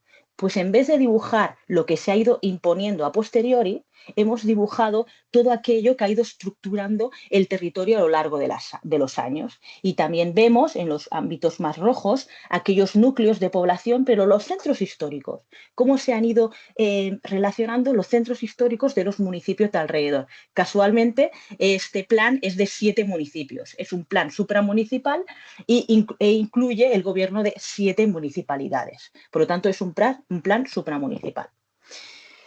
Todo este dibujo, ¿para qué? Tal y como os he comentado al inicio, se trata de un plan urbanístico de actividad económica, resumiendo mucho, polígonos industriales. Pues todo esto para demostrar que hay ámbitos, por ejemplo, ¿os acordáis de este ámbito del norte, que es muy extensivo? Hay ámbitos en los que el proyecto ya está hecho. El proyecto es el proyecto de lo rural. Hay unos caminos de tierra, unos caminos de agua que ya están estructurando el territorio. E incluso hay toda una serie de masías, casas de campo, pequeñas haciendas que están ya de alguna manera colonizando este territorio, pero de manera muy inteligente. Y lo ha hecho a lo largo de la historia. Por lo tanto, si el territorio históricamente ha sido eso, ¿por qué vamos a imponer unas grandes naves industriales aquí? Aquí vemos arriba, como hemos dicho, eliminar. Ahí no puede estar estos polígonos industriales. ¿Por qué? Repito, el proyecto es otro, es el proyecto del medio rural y lo tenemos que preservar. Si no, como ya me han venido las comunicaciones precedentes, hay riesgos, vulnerabilidades, etc. Antes de tener la vulnerabilidad, vamos a evitar ese riesgo. Por lo tanto, ahí no nos vamos a ubicar. Después, había otros ámbitos en los que hemos dicho, sí, parece ser que hay muchos blancos, parece ser que allí el proyecto de lo rural, el proyecto del territorio, no está tan claro, ahí quizás sí que podría ubicar esta actividad económica de gran formato. El cuadro de la derecha, que aparecerá de manera recurrente en la presentación de hoy, establece la jerarquía de mitigación. Es una metodología de trabajo para no perder biodiversidad por el camino. El primero de los pasos es evitar el impacto. Si ya vemos que hay unos ámbitos en los que el proyecto territorial es otro, ¿por qué me voy a ubicar? Vamos a evitar ese impacto, porque eso es muy rico y allí hay muchísima biodiversidad, riesgos, etc. Por lo tanto, antes de que eso se convierta en una vulnerabilidad, vamos a evitar este impacto ambiental. Una vez ya hemos evitado todo aquello que podamos evitar, lo vamos a mitigar y corregir. Y finalmente lo vamos a compensar fuera. Claro, esta metodología puede ser muy perversa si no se realiza bien. ¿Por qué? Porque a priori podemos decir, vale, podemos hacer lo que queramos y compensamos a 200 kilómetros. Esta metodología te lo permite, pero sería una mala lectura de la metodología. Y ahora os explicaremos cómo la hemos implementado en este proyecto. Volvemos a este dibujo. Este dibujo realmente es el primero que hicimos. Nos presentamos a los 7 alcaldes, tenemos que hacer un polígono industrial, un macro polígono industrial, pero el primer ejercicio que realizamos es este. Es el de identificar aquellos elementos que estructuran vuestro territorio. Perfecto. Entonces nos dimos cuenta de que había una especie de anillo verde que circundaba el núcleo principal, que en este caso sería Igualada. Habíamos reconocido este anillo verde. Y a partir de este anillo verde hicimos una abstracción y nos dimos cuenta de que habían toda una serie de raíces. Un anillo verde es una especie de vía verde, de vía en la que se puede caminar y es ciclista. Entonces, lo que buscábamos era las raíces de este anillo verde para ubicar la actividad económica relativamente cerca para que las personas puedan ir a pie o en bicicleta a estos grandes polígonos industriales. ¿Para qué? Para evitar el transporte con vehículo privado, porque al fin y al cabo eso se traduce en contaminación. Nosotros le llamábamos la movilidad activa y saludable. Entonces, lo que nos interesaba precisamente es enraizarnos en este anillo verde para acercar la actividad económica a la residencia, que es lo que quiere o lo que pretende mostrar este dibujo. Vemos en círculos dónde se ubica la población y cómo lo estamos intentando relacionar con los polígonos industriales existentes y con los polígonos industriales que estamos proponiendo en nuestro plan. No estamos diciendo nada nuevo porque esto es un territorio históricamente industrial. Lo que pasa es que esta industria, al ser nociva, ha ido desapareciendo. Pero sí que es un territorio que ha sido muy rico en Cataluña porque tenía toda la actividad industrial textil alrededor de los ríos, pero que a lo largo del tiempo, al ser nociva, ha ido desapareciendo. Por lo tanto, no es nada nuevo que la actividad económica conviva con la actividad, con la residencia. Lo que pasa es que tiene que ser una cierta actividad económica, no puede ser una actividad económica nociva. Muy bien. Tal y como os hemos comentado, partimos de esta especie de anillo verde y de dos raíces, la raíz de poniente y la raíz de levante. Esta raíz de levante empezamos a dibujar estos caminos con el vuelo americano del 56 y vimos que el territorio estaba tejido con toda una serie de caminos que unían los núcleos históricos. ¿Qué sucede? Que con la modernidad aparecen toda una serie, aquí no la he dibujado porque no era lo interesante, pero con la modernidad aparecen autopistas, vías muy rápidas que atrincheran este territorio. Nuestro plan lo que establece, por ejemplo, es fortalecer este itinerario y añadir un puente en este punto para conectar ciertas poblaciones con la nueva actividad económica. Esto es muy interesante porque por primera vez lo que estamos estableciendo es, si usted quiere desarrollar este polígono industrial, usted tiene que ejecutar este puente. Es decir, se convierte en una carga urbanística. No es posible desarrollar el sector si usted no ejecuta este puente. Y este puente es imprescindible. ¿Por qué? Porque forma parte del proyecto de territorio que estamos estableciendo. Para reducir distancias, para evitar el transporte motorizado, estamos generando esta matriz de caminos. Pero es una matriz que ya es más o menos existente y que históricamente aún era. Lo que pasa es que con la modernidad lo hemos ido atrincherando. Aquí ya vemos dibujos más de detalle, cómo nos imaginamos este camino, y este sector, si os fijáis, es discontinuo. Es discontinuo por una razón muy obvia y bastante interesante, y es que si nosotros nos creemos este itinerario para ir a trabajar cada día, necesitamos polos de seguridad ciudadana. ¿Para qué? Para que si yo voy caminando me sienta seguro. Por lo tanto, buscamos unos ciertos equipamientos que estén abiertos el mayor tiempo posible, el horario durante la mayor franja posible horaria, para que en el transcurso de este trayecto tenga ciertos ámbitos que me doten de seguridad. De ahí el esquemita rojo que vemos en la derecha, donde vemos nuestro itinerario y los equipamientos se ubican de manera estratégica alrededor de este itinerario. Es decir, este proyecto ya me está dando pistas de cómo tengo que ordenar el territorio de alguna manera. Ahora nos vamos a la raíz de Levante. La raíz de Levante, lo que más interesante es, por esta vía de aquí, espero que se vea el cursor, actualmente pasan muchísimos camiones para venir a este polígono industrial. Entonces, nosotros lo que hacemos es desviar todo el tráfico de camiones, el tráfico pesado, por esta nueva vía y convertir esta calle en una avenida. El camino de la raíz viene por aquí debajo. Por lo tanto, así esta vía la desvinculamos del tráfico pesado y por lo tanto ya puede ser esta vía más suave de movilidad activa y saludable. Muy bien. Todo esto es bastante interesante. No voy a entrar en cómo nos imaginamos esta avenida porque la exposición hemos dicho que se trata sobre la no pérdida neta de biodiversidad a través de un ejemplo muy concreto.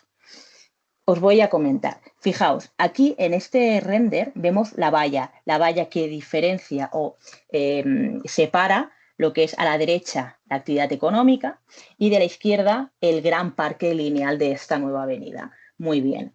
Lo que nosotros es más interesante explicar es que a nivel de normativa estamos estableciendo que los taludes tengan una urbanización muy específica. ¿Para qué? Para reducir la pérdida de biodiversidad. Sabemos que planteando grandes plataformas logísticas, industriales, vamos a generar unos movimientos de tierra muy grandes. Esto supone una pérdida de biodiversidad muy grande también. Por lo tanto, en la medida de lo posible, estos taludes los vamos a controlar y en normativa estamos imponiendo que tengan que tener un tratamiento muy singular. Si no lo hace, no lo va a desarrollar. Aquí ya vemos los esquemas que estábamos comentando de seguridad ciudadana, donde alrededor de esta raíz es donde ubicamos los equipamientos. No tiene más historia. Esto es lo que me interesa más exponer en la presentación de hoy. La jerarquía de mitigación para la no pérdida neta de biodiversidad. ¿Qué significa todo esto? Significa que vamos a calcular la biodiversidad actualmente sin ningún plan, tal y como está actualmente. Aquí es complicado cómo calculo la biodiversidad, pero nos hemos inventado de alguna manera una definición técnico-jurídica con toda una serie de parámetros para argumentar de manera objetiva si pierdo o gano biodiversidad. Por lo tanto, lo primero que tenemos que hacer es cuantificar cuánta biodiversidad tengo actualmente. Y, por otra parte, cuantificaré cuánta biodiversidad tengo con el plan ejecutado y veré si tengo más o menos biodiversidad. Perfecto, pero antes de todo, tal y como hemos dicho, lo más importante es evitar el impacto. A veces no hace falta realizar muchísimos cálculos muy estrambóticos. Lo más interesante es el sentido común. Es aquel dibujo que hemos realizado al inicio, a mano, muy de sentido común, muy de lógica. Hemos identificado aquellos caminos del agua. Obviamente, el agua es vida, por lo tanto, por donde pasa el agua, la biodiversidad es muy grande. Allí no me voy a ubicar.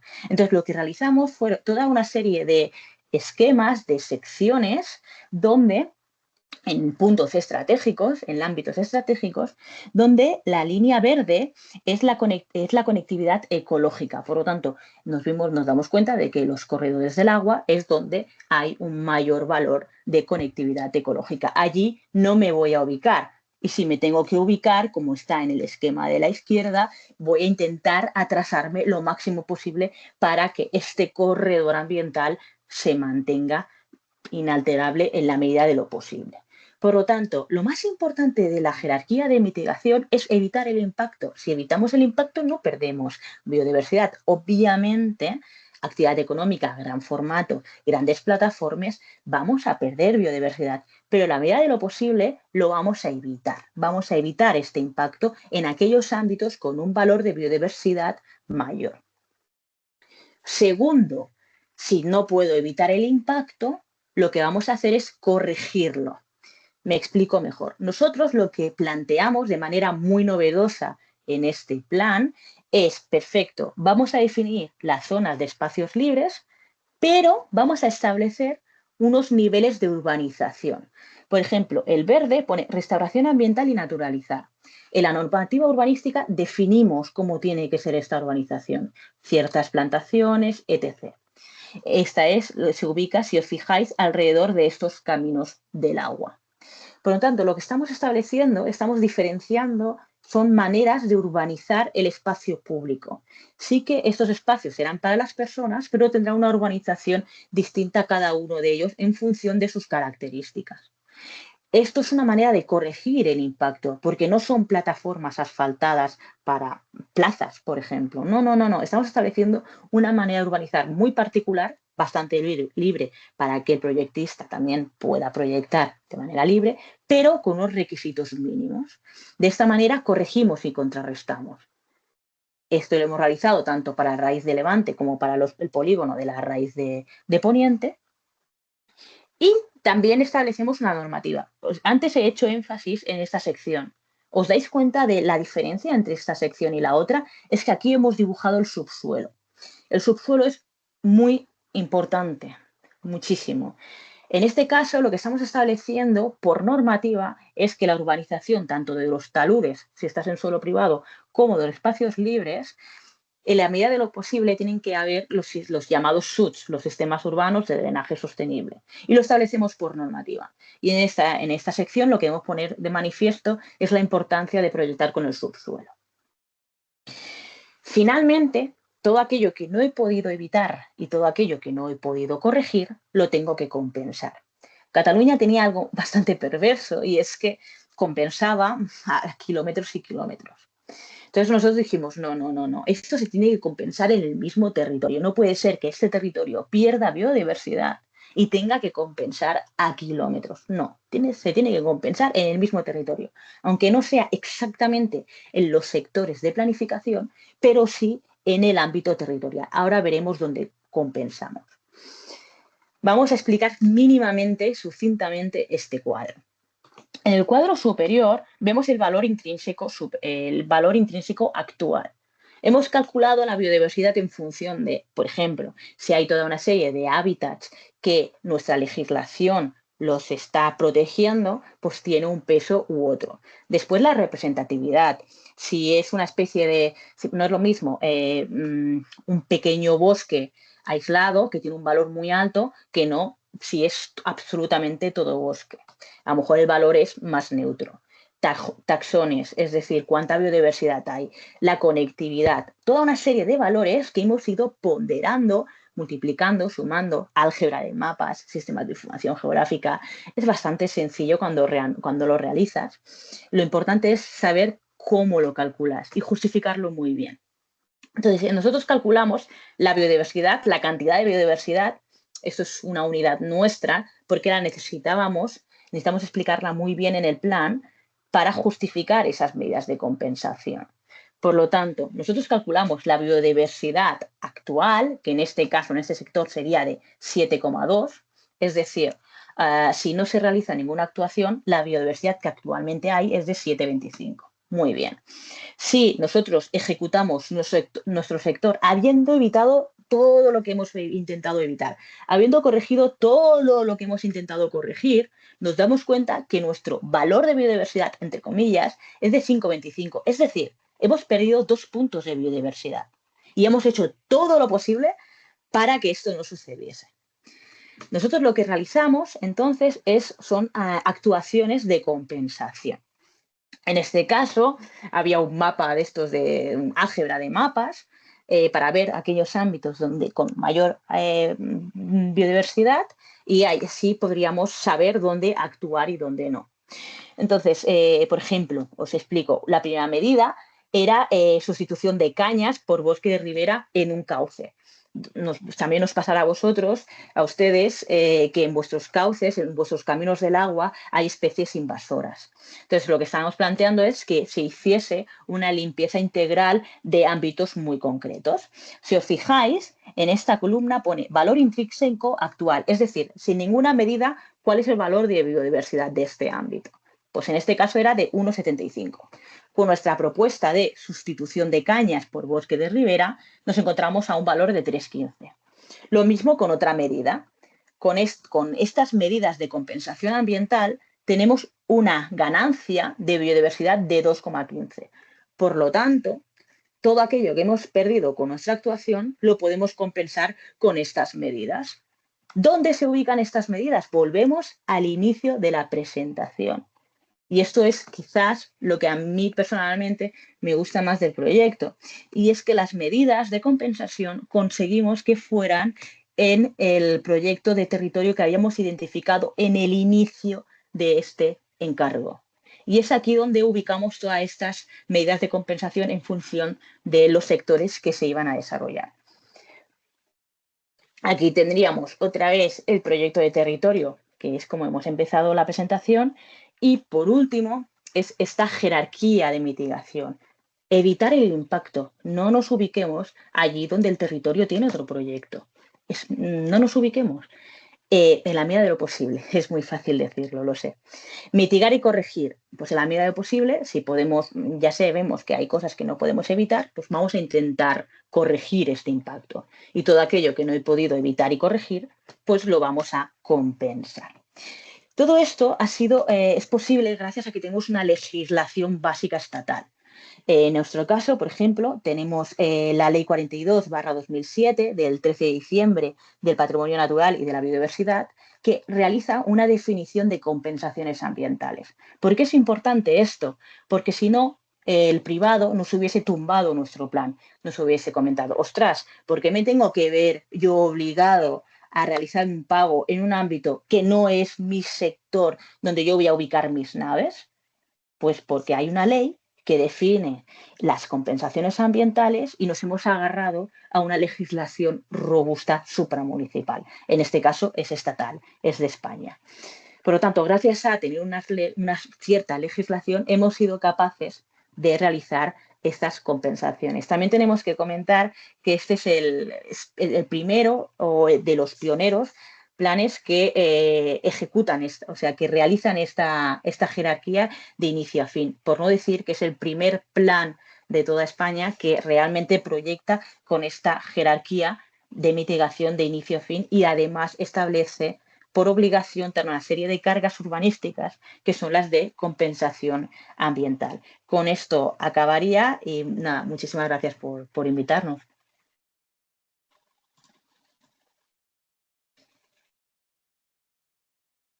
Bueno, queremos agradecer a Sandra por la excelente exposición y la propuesta que parece muy interesante. Gracias, Sandra, y por el tiempo y el espacio de habernos concedido en tu presentación.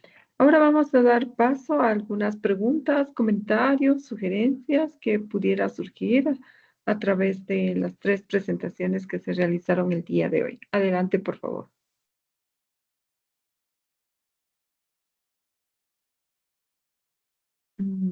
¿Alguien que quiera comentar? Tal vez no lo estoy viendo.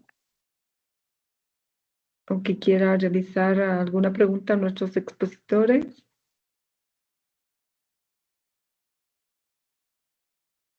Sí, me gustaría comenzar con algo. Por favor, Huáscar, adelante.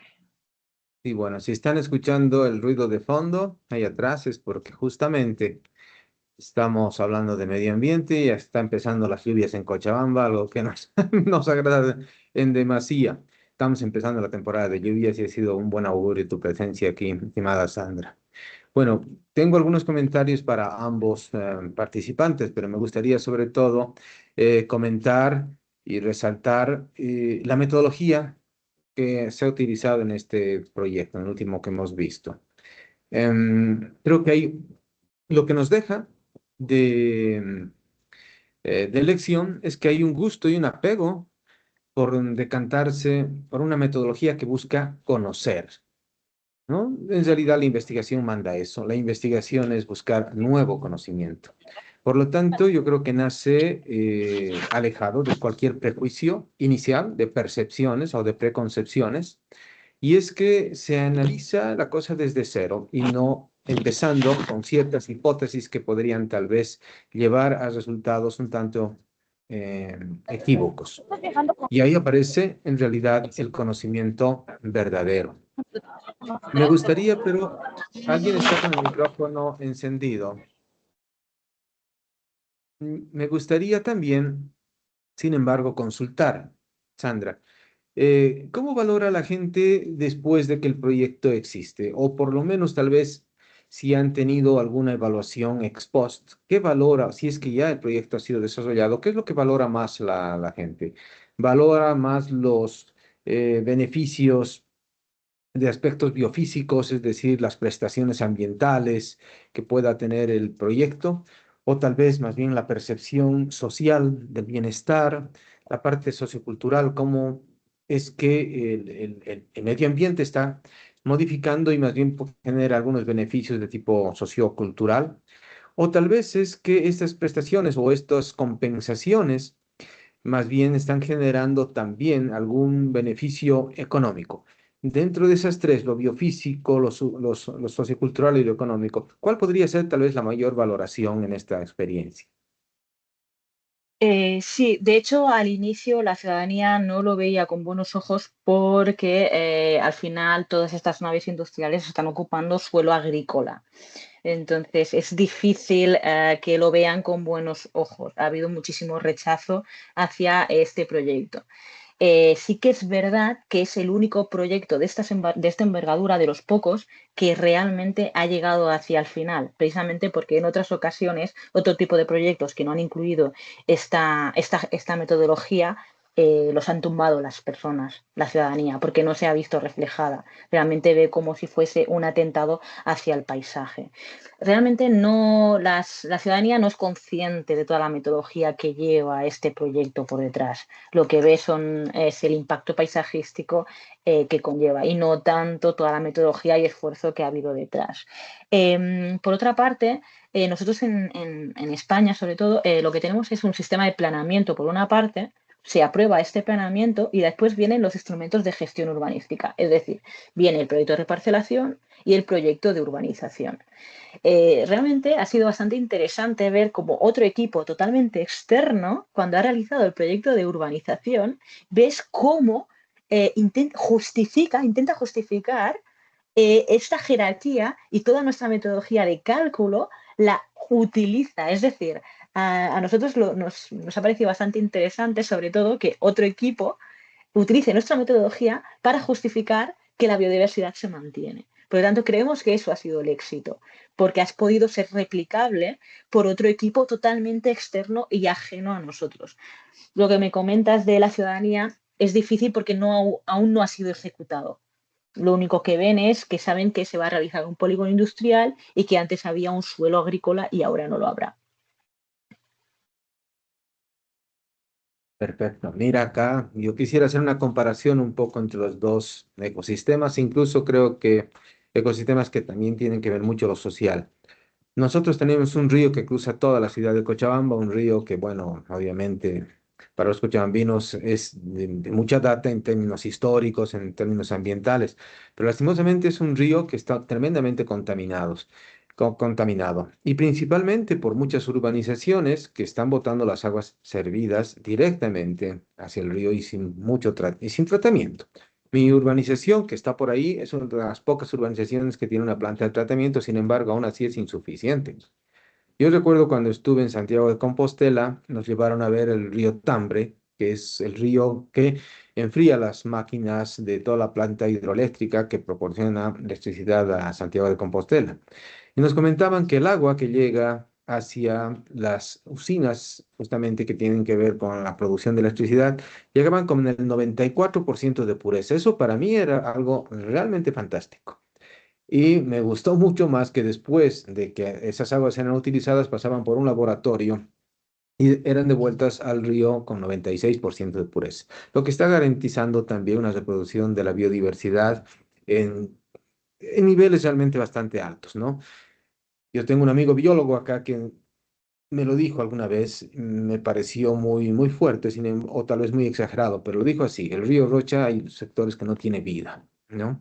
Entonces, creo que es importante ver estas diferencias en los tratamientos y la aceptación social y también la vinculación social de la gente para entender de que todas estas acciones son realmente necesarias.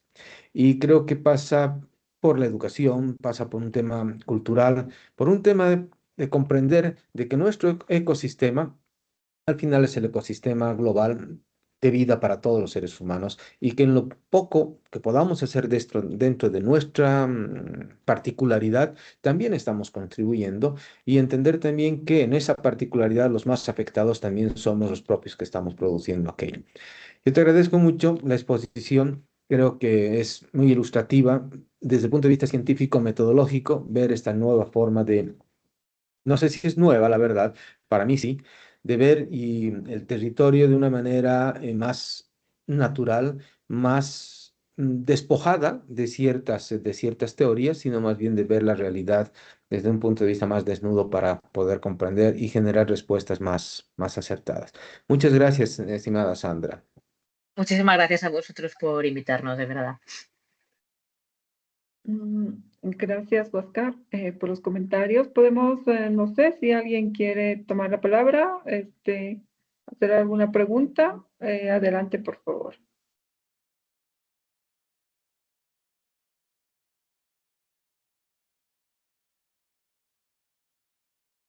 En vista que no tenemos preguntas, los temas han sido Sí me súper gustaría interesantes. hacer una reflexión con el tema de la Adelante, exposición Oscar. de Andrés también. Andrés quiere la Desde hace palabra. unos 15 años, desde unos 15 años esta parte con el crecimiento de la urbanización en altura, la densificación, sobre todo en áreas que son en este caso, tan llamativas en términos de plusvalía alrededor del Parque Fidelance, por ejemplo. Se están haciendo investigaciones para ver en qué medida están cambiando también los aspectos ambientales en estos parques, ¿no? La migración de aves, la pérdida también de la flora por cuestiones de mucha sombra que están siendo arrojadas acá. Entonces, yo muchas veces he escuchado de ambientalistas la premisa de que del sueño, no voy a decir el sueño americano, el sueño cochabambino de vivir en el campo, tener el batán ahí al lado, tener también el jardín para poder disfrutar del clima benigno que tiene Cochabamba. Sin embargo, también significa una densidad baja. Y por otro lado, la necesidad que tenemos de densificar nuestra ciudad para que no sigamos expandiéndonos sobre las áreas productivas. ¿Cuál podría ser?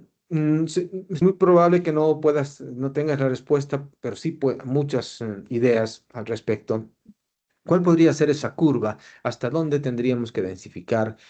Yo creo que Cochabamba está en esa encrucijada de una forma de vida cultural que tenemos, que es justamente la baja densidad, la vivienda en particular con el jardín, y no más bien la propiedad colectiva y la propiedad más densificada, no siempre en altura, sino tal vez en condominio. ¿Por dónde debería ir o hasta dónde debería ser esa curva? No sé, Andrés, si tienes tal vez alguna opinión sobre eso. Gracias, Huáscar. Bueno, sí, evidentemente es una cuestión bastante compleja, la de la densidad, eh, pero yo creo que no podemos separarla de la cuestión, desde mi punto de vista, del mercado del suelo. Es decir, si no tenemos políticas de mercado del suelo, vamos a seguir cantando a las sirenas en búsqueda de una mayor densificación, ¿no? Evidentemente, como veíamos en tus datos y en los que tenemos, nuestras densidades son bastante bajas. Eh, no se asemejan para nada a las de Santa Cruz, que son terriblemente bajas, ¿no? Es decir, es una situación catastrófica la de Santa Cruz y su región metropolitana. Pero lo cierto es que, evidentemente, hay que generar políticas de densificación, pero esos pasan, desde mi punto de vista, por regular el mercado del suelo, que tiene que ver precisamente por apuntar a algo que tú decías, ¿no? Bueno, una ciudad un tanto más compacta, tal vez en seguir esta premisa, ¿no?, formulada por Borja, pero bueno, formulada antes ya por muchos otros, ¿no? De hacer ciudad sobre la ciudad, porque yo creo que eso es uno de los desafíos, ¿no? Tú comentabas esta visión un poco, pues, naif, ¿no? De irse al campo, de hacer ecoaldeas, etcétera, etcétera. Es decir, de negar la ciudad, porque eso es negar la ciudad. Es decir, la ciudad está muerta y no hay nada que hacer, ¿no? Es como una resignación total, creo yo. Y creo que precisamente ahí está otro de los desafíos, entender que la ciudad, como el territorio, digamos, es un neoecosistema, es la obra nuestra como sociedades, ¿no? Entonces, creo que también un poco hay que relativizar esa visión estrictamente negativa de lo urbano, que evidentemente tiene todos esos conflictos que hemos hablado, pero ver entonces cómo hacemos para que que es nuestro ecosistema al final, en el cual desarrollamos nuestra vida, nuestra existencia, pues tenga otras calidades, ¿no? Y obviamente la cuestión de la densidad, pues es central, ¿no? La densidad en términos estrictamente cuantitativos, pero la densidad también en términos cualitativos, ¿no? Que tiene que ver con la producción de lo urbano, de lo diverso, de lo heterogéneo, ¿no? En interacción. Yo creo que también en términos de densidad, pues hay que discutir esos elementos que muy poco se ha discutido, ¿no? Entonces yo creo que son esos elementos fundamentalmente, que habría que repensar, apuntando hacia a una densificación, ¿no? Que es lo que, evidentemente creo que es debe ser unas políticas claras asociadas también a esta regulación del mercado del suelo, que ya es urgente que se pueda trabajar a nivel nacional, porque es algo que involucra a todas las ciudades del país, pero también específicamente a nuestra región metropolitana. Muchas gracias, totalmente de acuerdo, sí. Gracias, Andrés. Gracias, Oscar. En vista de que no hay preguntas, vamos a ceder la palabra a Fabián, por favor. Adelante, Fabián. Bueno, antes de cederle también la palabra a Huáscar para que haga un cierre de este evento, yo quiero agradecer a nuestros tres expositores por la visión que nos han dado sobre esta problemática que es la informalidad, los procesos de planificación, y todo esto vinculado a la gestión de riesgos, ¿no? Y un agradecimiento especial a Sandra por habernos mostrado cabalmente una otra forma de hacer planificación, de anticiparse y de controlar, y sobre todo trabajar con el tema de biodiversidad, que es un elemento ausente en la planificación de nuestras ciudades. Es más bien es el mecanismo por el cual se reduce la superficie de cobertura vegetal, tanto en áreas urbanas como en territorios periurbanos, a nombre de estos procesos de urbanización. Y bueno, también agradecerle por la hora.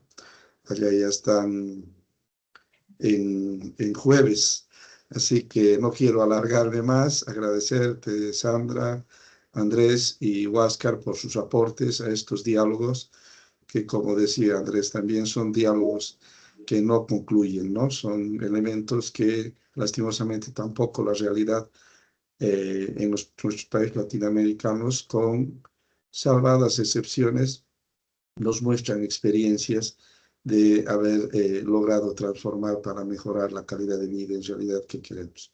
Muchas gracias, y Huáscar, te correspondría a ti hacer el cierre, por favor, del día de hoy. Bien, yo quedo muy satisfecho, la verdad, por la participación de los ponentes el día de hoy, especialmente el primero. Y la verdad es que quiero dar un saludo a Sandra porque la he conocido recién hace una semana, una persona que muy abierta, muy directa, muy profesional, y la verdad es que se ha brindado de manera muy muy amigable, más allá de lo profesional, y eso para mí es la verdad muy importante. Andrés Loza, con el cual trabajamos en la universidad juntos, una persona de que nadie duda de la capacidad que él tiene, está dirigiendo el instituto con mucha seriedad, con mucha calidad, desde un punto de vista muy científico, y eso es algo que también tenemos que valorar. Quiero agradecer a Teresa también por acompañarnos en esta oportunidad. Teresa es miembro de Redulac, de la Universidad Tomás Frías de Potosí. A Fabián, que está vinculado ya a Redulac hace mucho tiempo. Está también trabajando en estos momentos como tesorero de Redulac. Quiero agradecer a muchos docentes que he visto que están también en la lista de personas asistentes, y por supuesto el apoyo de los amigos de Redulac de otras latitudes que no son siempre de Bolivia. Advertirles ya o avisarles que tendremos el último martes de mes, estaremos también con un seminario Redulac, esta vez organizados por los amigos de la Universidad San Francisco Javier de Chuquisaca, con la Facultad de Arquitectura. Tengo entendido que habrá algunos presentadores de Norteamérica, entonces ya les estoy invitando anticipadamente. Y en el intermedio, gracias a Sandra, hemos conseguido también un contacto con Joaquín Sabatebel. Es una persona, es una eminencia que ha dirigido el Laboratorio de Urbanismo de la Universidad de la Politécnica de Cataluña hace mucho tiempo. Es organizador también de unos seminarios constantes del CIU, que lo hace anualmente en Europa y también casi paralelamente en Latinoamérica. Una persona que se está moviendo muchísimo en ese tema, un apasionado del urbanismo. Quiero agradecer también, por último, a la Universidad Mayor de San Simón y a la DICIT, porque es a través de la DICIT que estamos también en las pantallas en este momento.